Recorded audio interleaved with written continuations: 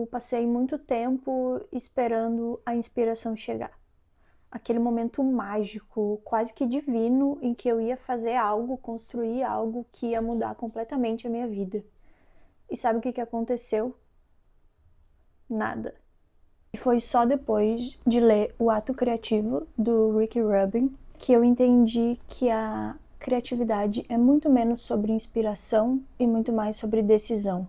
Porque esse autor, que ele é um dos maiores produtores musicais da atualidade, ele fala que a criatividade não é sobre a arte, ela é sobre o olhar. E para que isso fique um pouco mais claro, eu quero que tu pense no teu avô.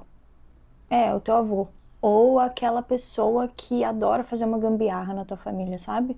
Só porque o teu avô não compõe uma música, não quer dizer que ele não seja uma pessoa criativa, né?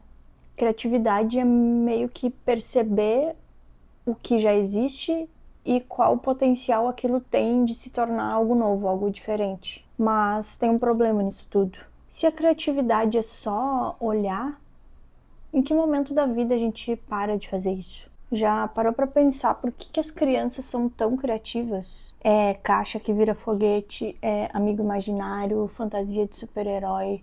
A criança ela não tá preocupada com o resultado, mas com o quão divertido aquilo vai ser pra ela. Por isso ela erra, ela inventa, ela aprende e o mais importante de tudo, ela sente. E ao mesmo tempo em que tudo é brincadeira, tudo também é coisa muito séria. E eu quero agora. Quem nunca ouviu uma criança falando assim? E quando a gente se torna adulto, a gente perde um pouco disso. Criar só é válido quando a gente tem algum retorno financeiro, quando a gente se sente produtivo ou quando a gente tá fazendo melhor do que o do outro. E daí vem a comparação, aquela mosquinha que fica no nosso ouvido falando que a gente não vai conseguir ser bom o suficiente em nada.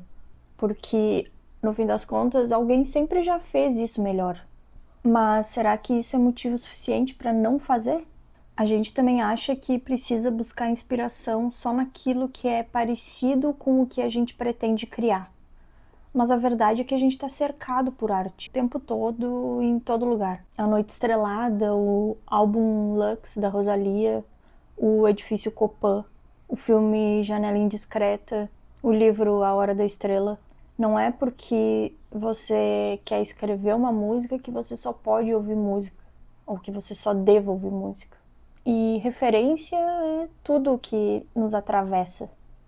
Quando a gente está olhando para isso, quando a gente está olhando para essas referências, a gente tem que se perguntar o que faz os nossos olhos brilharem, o que nos causa repulsa, o que nos causa medo, o que nos causa dor. Quando o assunto é criatividade, tudo é matéria-prima.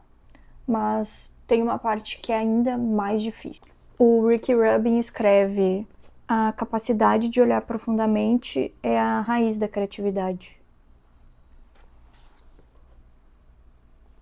E o que é olhar profundamente? Olhar profundamente também pode ser olhar para dentro.